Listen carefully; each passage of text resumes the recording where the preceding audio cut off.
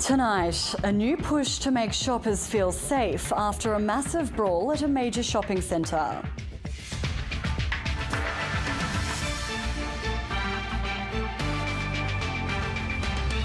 Barrelling towards the Northern Territory, ex-cyclone Jasper crosses into the Gulf of Carpentaria. An inspiration, a family man and a leader, Dr. Bush Blanasi farewelled at a state funeral. And taking flight, a young girl on a solo mission around Australia. Good evening, Isabella Tolhurst with ABC News. A major brawl in the car park of Darwin's biggest shopping centre has left one teenager in hospital and seen two young people arrested. It comes as Casuarina Square partner with police to try and make shoppers feel safe, launching a community engagement centre for victims of crime. Police say 50 people took part in this brawl, but by the time they arrived, the culprits dispersed. Young people who came here to engage in the fight, and there were weapons involved there. But officers spotted a teenager armed with a machete and unsuccessfully tried to taser him when he ignored a command to drop it. The 15-year-old was arrested and later released to a responsible adult to be charged at a later date. The 20-year-old who handed him the weapon was also arrested and remains in custody. A 16-year-old boy was taken to hospital with minor injuries after the brawl. Police still working to figure out who the perpetrators were and why they were fighting. It's viewed quite seriously, certainly by the community and definitely by the police, people who go out and engage in violent behaviour in public spaces. It's one of several violent incidents that's plagued the centre, including a non-fatal stabbing earlier this year, prompting police and centre management to open a safety hub to manage community concern. Being a place to access, obviously we see some behaviours in the shopping centre that concerns us and the surrounds, so it's being actively engaged with the community of the shopping centre and the surrounds to make sure we minimise the crime. The 6-month trial will see police auxiliaries stationed at the hub, along with Crime Stoppers, Neighbourhood Watch and Victims of Crime NT. Centre management controls who's allowed inside Casuarina Square and therefore the hub. They've previously banned students from some schools coming in, a measure they'll reassess next year. We're hoping we don't have to do anything like that again in the future. We will increase our engagement with students. High hopes for safety leading into the silly season. Lillian Rangier, ABC News. As ex-tropical cyclone Jasper crosses into the Gulf of Carpentaria, headed towards the Northern Territory, the system continues to deliver heavy rain to far north Queensland, hampering clean-up efforts. Roads are flooded and power remains cut to thousands, but overall there's a sense of relief. The damage wasn't much worse. Tourism officials, though, say the region has suffered a significant financial blow. The overwhelming force of nature escaping Barron Gorge. The aftermath of tropical cyclone Jasper still delivering a drenching. Flash flooding has cut roads, leaving thousands without power. Repair crews can't get through. No internet, no mobile, but luckily enough I bought a generator last weekend, so I've got the fridges running, so I haven't lost any food and I can make a cup of tea. In Mossman, unsuspecting locals who ventured out got stuck when rivers rose again. We come over at the wrong time before I tired. We thought we'd come and get some stuff from Woolies, but we just didn't quite time it right. While residents are grateful they avoided major damage, there is still a lot of work left to do.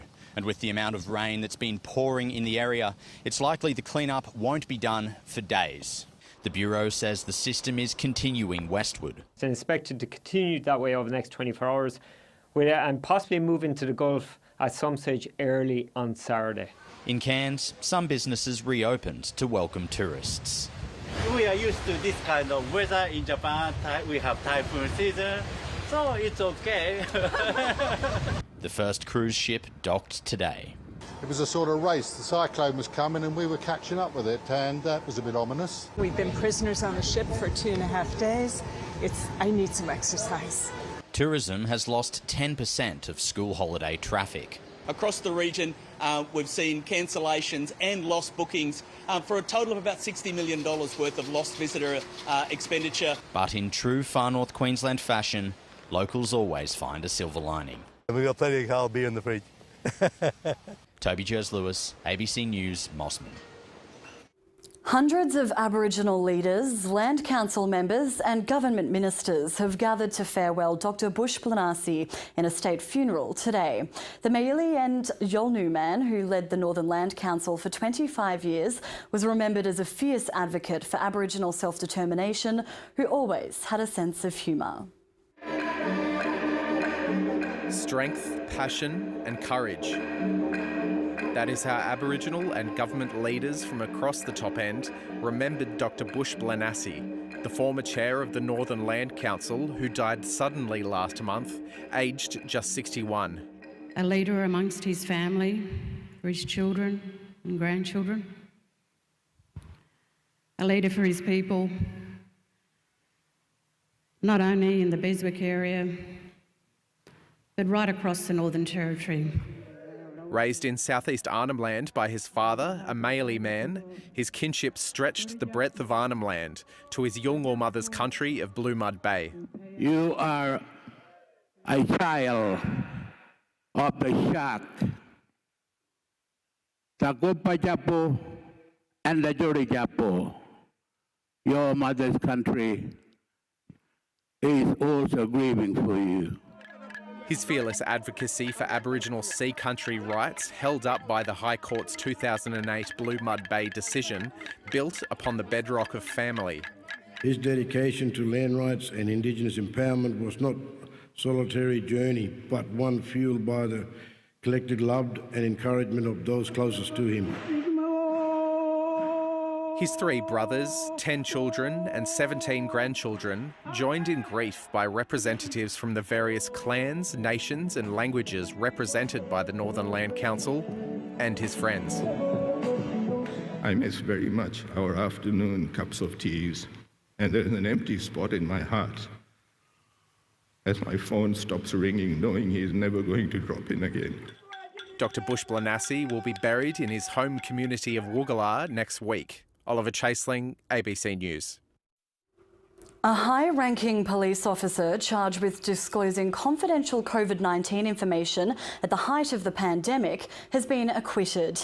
Early last year, Jeannie Secret shared internal police documents about COVID directions from the Chief Health Officer and on a separate occasion, a gazette about the reinstatement of retired officers who'd refused a vaccine in a group chat with police and civilians.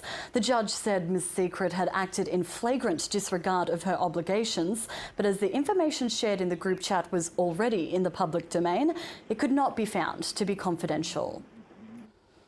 Australia's plans to acquire nuclear-powered submarines have taken a major step forward, with critical legislation passing the US Congress. Supporters of the deal have pushed back on concerns it could be scrapped or changed by a future US president. This is a 5-minute vote. After months of wrangling, a convincing endorsement from the House of Representatives. On this vote, the yeas are 310, the nays are 118. The AUKUS legislation was bundled together with a broader defence package and allows the sale of at least 3 Virginia-class submarines from the early 2030s before locally made subs are built. This is a historic achievement. It's the first time in American history that there has been the authorisation of a sale of a nuclear-powered submarine to another country. The legislation also paves the way for Australian defence contractors to train in the US and enables the Australian government to make a payment of $3 billion to speed up construction at American shipyards. The payment profile is now being developed with the US Navy. We can hardly expect the US to provide Virginia-class submarines to us unless they uplift their industrial base. Overall, the AUKUS project is expected to cost up to $368 billion over 3 decades. The legislation makes clear that whoever is in the White House by the time the subs are transferred would have to certify that it's still in line with America's foreign policy interests and wouldn't undermine its own submarine capability. That's prompted questions as to whether a future president could back out of the deal.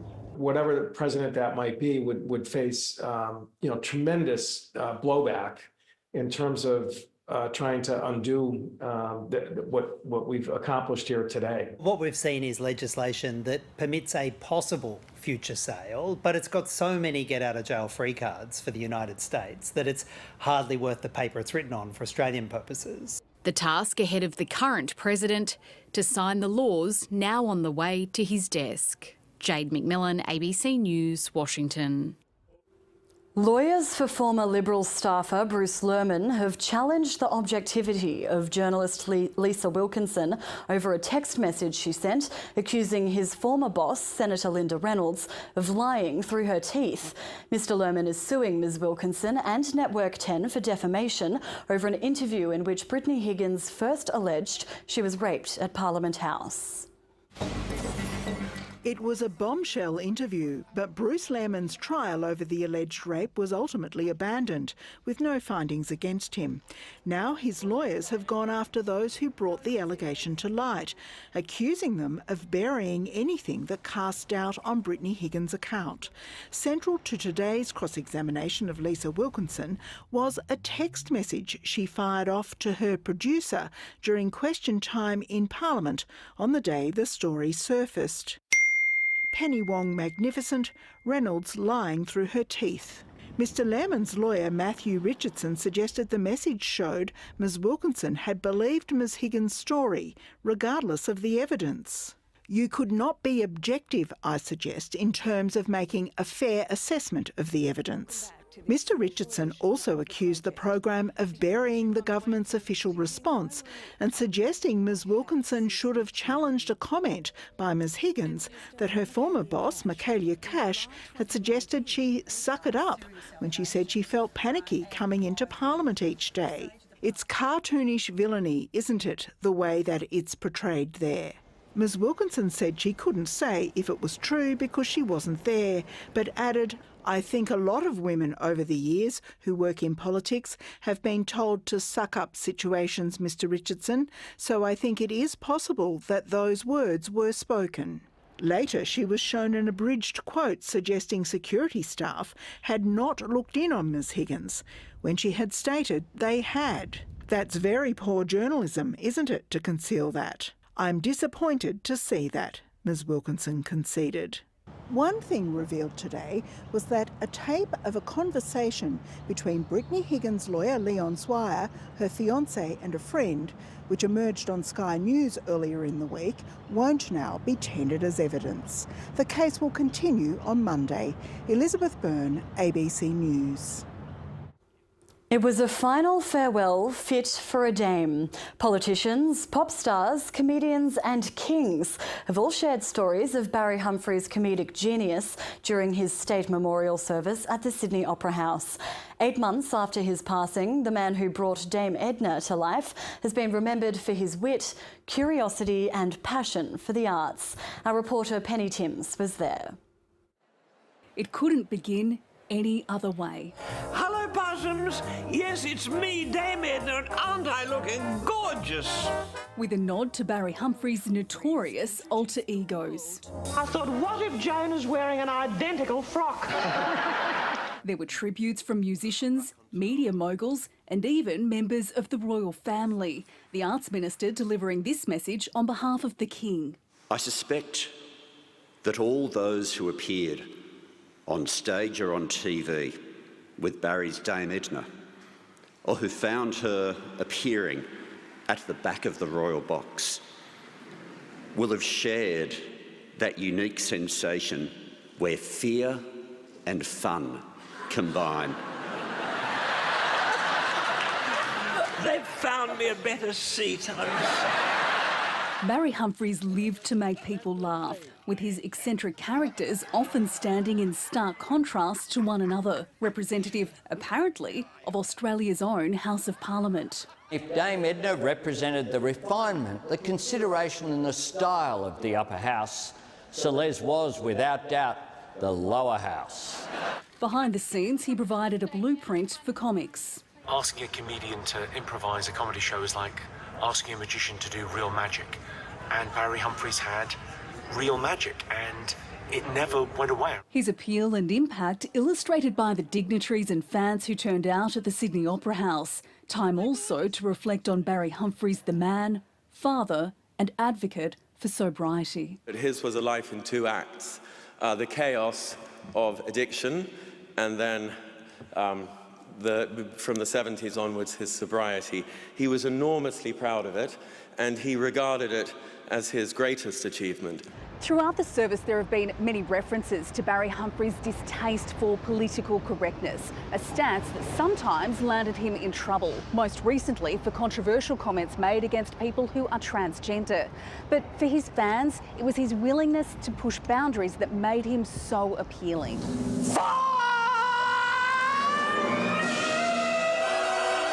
Fittingly, his final curtain call garnered a standing ovation. He died in April, aged 89.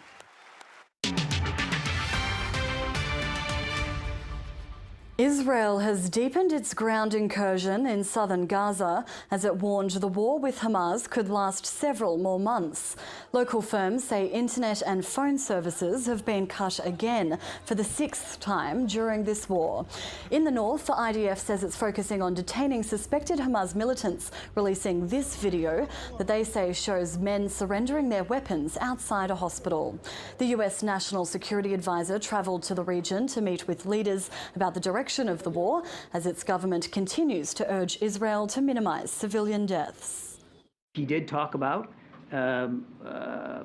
possible transitioning from what we would call high-intensity operations, which is what we're seeing them do now, to lower-intensity operations sometime, in the near future. But I don't want to put a timestamp on it. In a surprise move, the European Union has decided to open membership negotiations with Ukraine, a decision its president is hailing as a major victory.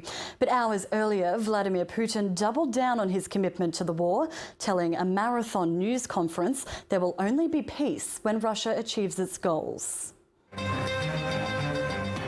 It was the Russian president's end-of-year televised news conference, and the first time foreign media were allowed in since Russia invaded Ukraine.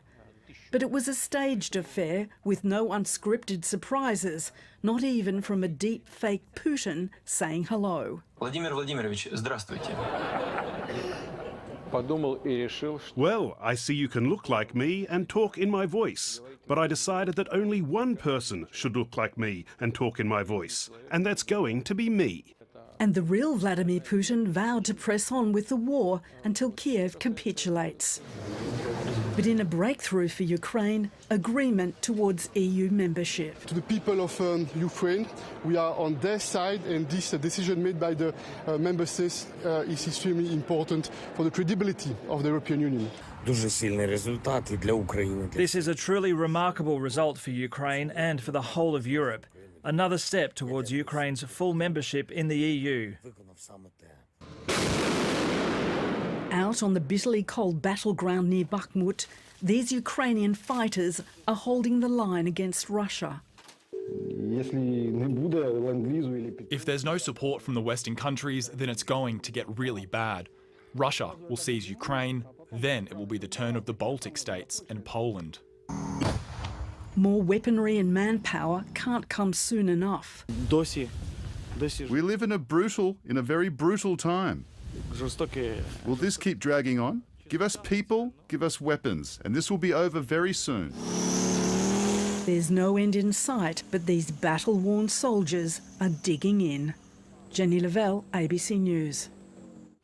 The Therapeutic Goods Administration has issued a public safety warning over compounded diabetes medications being used for weight loss.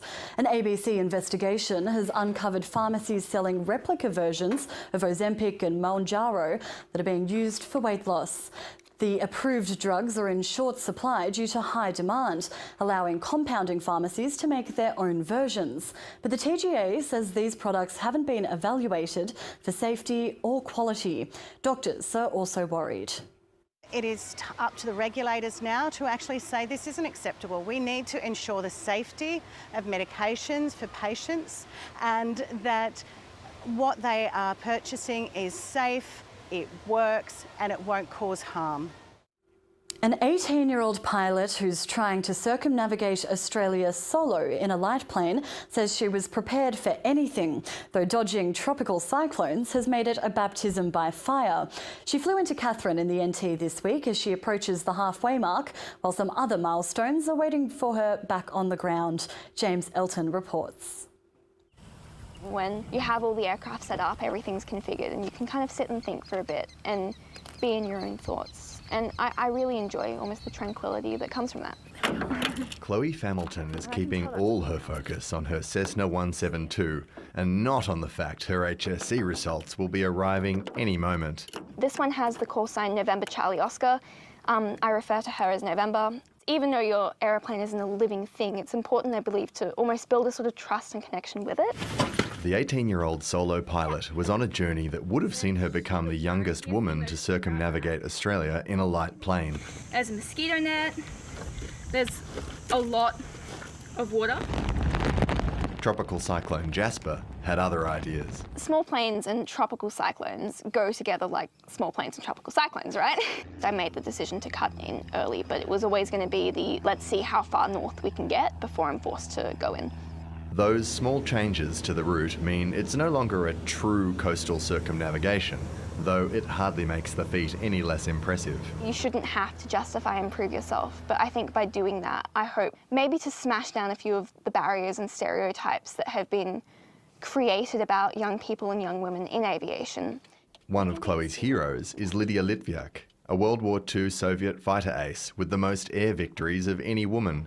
So this stop in Katherine in the NT, which shares its civilian airport with one of Australia's most strategically important RAF bases, was always going to be a highlight. I got to see some of the F-35s taking off and landing, and I think the sound of an actual jet engine, there's nothing that can replicate it. Her grandfather was in the Air Force too, and some of the tools of the trade are just as relevant now as they were in his day, in this 40-year-old plane. So a lot of my nav equipment is his. A family connection for a teenager forging her own path. James Elton, ABC News. US interest rates have likely peaked, leading to an outbreak of calm. Here's Daniel Ziffer with finance. We've got war in the Middle East, a heating climate, superpowers butting heads. You'd think the stock markets would be freaking out. The volatility index essentially measures how up and down traders think the US markets will be. Predictions of volatility are lower now than they were before COVID first hit. So either good, stable times are here, or we just got better at dealing with chaos. Maybe both. The Dow Jones Index just hit a record high. It tracks the fortunes of 30 mega companies like McDonald's, Nike, Apple and Boeing. And the stock market is not the economy, but it is an indicator. And that optimism about the potential end of rising interest rates might spread after the US did it this week and the European and UK central banks left rates on hold overnight. The Aussie dollar didn't move much today after yesterday's big bump. And with iron ore at nearly $135 a tonne, our economy continues to be powered by magic rocks people can turn into steel. Our market buoyant, particularly for the three stocks that comprise most of it: CSL, Commonwealth Bank and BHP. Our energy market operator, AEMO, has a new report about where we'll be getting the juice for our national electricity market. The market doesn't include the NT or WA, so apologies, but this is what it looks like for most of us. You can see the forecast speedy decline of coal, because the cost of producing power through renewables is cheaper than burning dead dinosaur dirt. AEMO thinks they'll be shut in 15 years, earlier than previously thought. Necessary, but a hard switch in communities built on the back of powering the nation. And that's finance. Australia opener David Warner says his century celebration was a direct message to his detractors after he made 164 on day one of the first test against Pakistan. His innings and 90 from Mitch Marsh helped Australia to 487, while debutant Amir Jamal showed his potential with 6 wickets. It was an innings full of flourish and class. David Warner rolling back the years with a brilliant 164 on day one, sending a clear message to his detractors, not just Mitchell Johnson. A nice little quiet shush. So anyone who wants to write stories about me and, you know, trying to use headlines, get headlines, that stuff doesn't bother me. It's just the fact that I have to go out there, do what I have to do, and I'm allowed to celebrate how I want. His innings set the groundwork for Australia, which started day 2 with 346 on the board. Mitch Marsh wasting no time moving things along. With this pace, you can't bowl there. The all-rounder bludgeoning his way to a home half-century in front of family. Pakistan needed a lift and Amir Jamal delivered. Got him! And it's an absolute beauty as well. Claiming Alex Carey and Mitch Starc in quick succession on his way to a 6-wicket haul on debut. After the lunch break, Marsh fell 10 runs short of a century. Bowled first ball. Australia losing its last 5 wickets for 76, bowled out for 487. Pakistan started with purpose, seeing off the quicks while offering a few chances. But the introduction of Nathan Lyon in the 11th upset their rhythm. The openers remained resolute, however, Abdullah Shafiq taking his scoring opportunities as they settled in to slowly erode Australia's first innings advantage. Tom Wildey, ABC News. The former Australian rugby union coach Eddie Jones has admitted talking to Japan during the recent World Cup, but says it wasn't an interview. The Wallabies' disastrous World Cup campaign was dominated by stories that Jones had been interviewing for the Japanese top job. He's since resigned from the Wallabies' position and was unveiled as the new Japan coach yesterday, 8 years after last coaching the team. He says he had spoken to a recruitment agency to share his experiences, but wasn't formally interviewed until December. I feel terrible about the results at Australia because I wanted to go back and change Australia. So I feel terrible, mate, yeah. But I don't feel any guilt at all about this process. Melbourne United have underlined their status as NBL title favourite with a convincing win over the Southeast Melbourne Phoenix. The ladder leaders demolished their local rivals 106 points to 78 at John Cain Arena. Joe Lual-Lachul finished with 17 points and 8 rebounds. Puerto Rican Gary Brown led the way for the Phoenix with 22 points. His side now 8 wins and 7 losses. United remain top of the table with 12 wins from 15 games. WNBL ladder leaders, the Townsville Fire, have had an emphatic 28-point away win over the Southside Flyers.